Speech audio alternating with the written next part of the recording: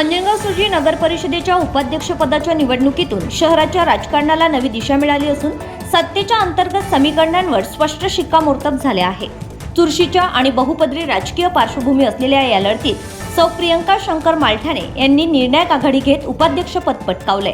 त्यांच्या विजयामुळे नगर परिषदेतील गटबांधणी आणि आगामी निर्णय प्रक्रियेवर दूरगामी परिणाम होणार असल्याचे संकेत राजकीय वर्तुळात व्यक्त केले जात आहेत। या निवडणुकीत सुयोग उत्तमराव खाडे आणि रामन्य रवींद्र आवणकर हे प्रमुख प्रतिस्पर्धी रिंगणात होते। मतदानात सौ प्रियंका शंकर मालठाणे यांनी 15 मते मिळवत स्पष्ट बहुमत सिद्ध केलंय।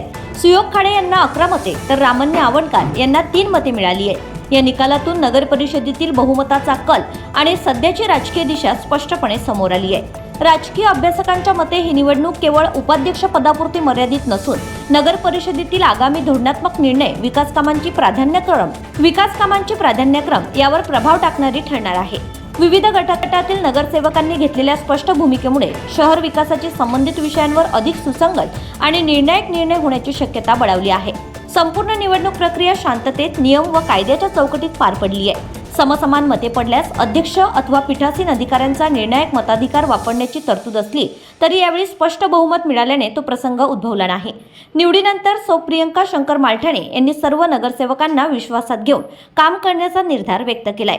शहरातील नागरी सुविधा, स्वच्छता, पायाभूत विकास तसेच प्रशासनातील समन्वय यांना प्राधान्य देण्यात येईल असे त्यांनी सांगितलंय। दरम्यान अंजनगाव सुर्जी नगर परिषदेत स्वीकृत नगरसेवक म्हणून भारतीय जनता पक्षाचे संतोष वर्मा, उद्धव बाळासाहेब ठाकरे पक्षाचे पंकज मोदी आणि काँग्रेस पक्षाचे अब्दुल कलाम यांचीही निवड झाल्याने नगर परिषदेच्या एकूण राजकीय रचनेत नव्या समीकरणांची जुळवाजुळव होत असल्याचं चित्र सध्या दिसून येत आहे।